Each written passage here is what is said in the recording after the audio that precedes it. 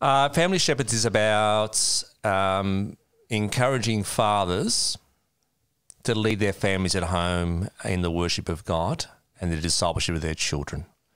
And he does that in a really good way. He's very holistic about the way in which he presents it.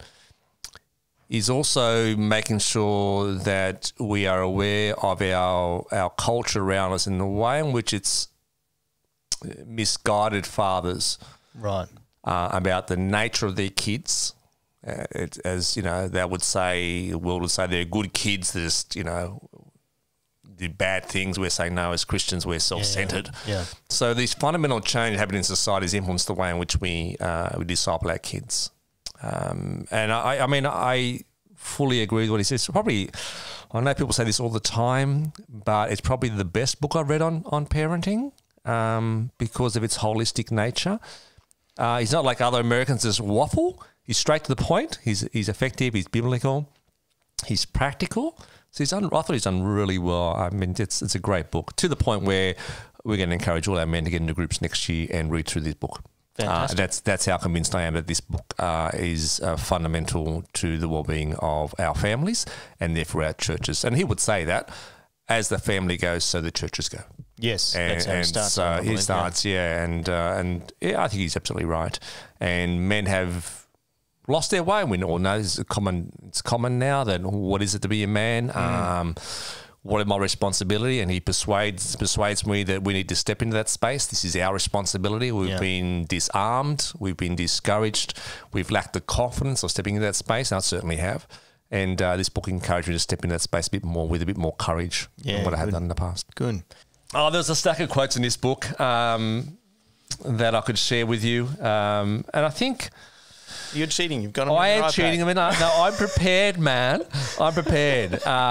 He says there's 4 roles for the man to be involved with: his family, to evangelize them and to disciple them.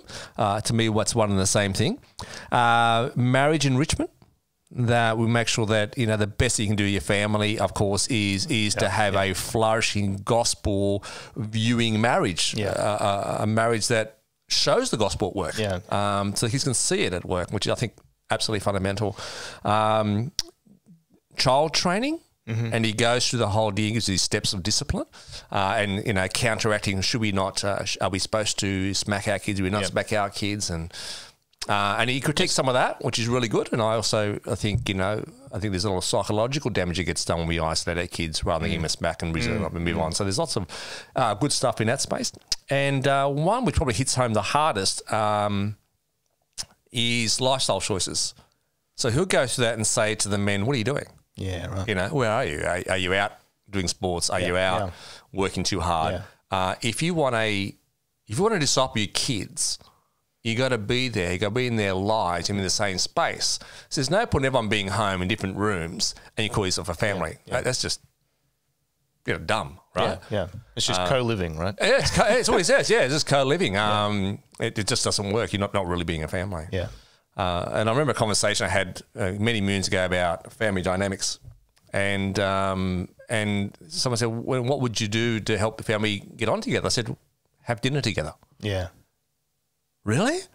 Yeah. And it was like this profound idea that families should eat together. It was profound. And I say to my kids, this is where we learn to socialise. This is where we learn to worship. This is where we learn to become family. This is what we do. We're a covenant family.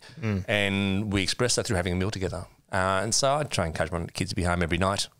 Pretty hard when they've all got their licenses just about now. But there's certainly when we're home, we eat together. And even sometimes when they're not going to eat with us, they have to go out, they'll still sit down and eat with us. So I just think that's so central to acknowledge the Lord in our food, in our family, give thanks to Him.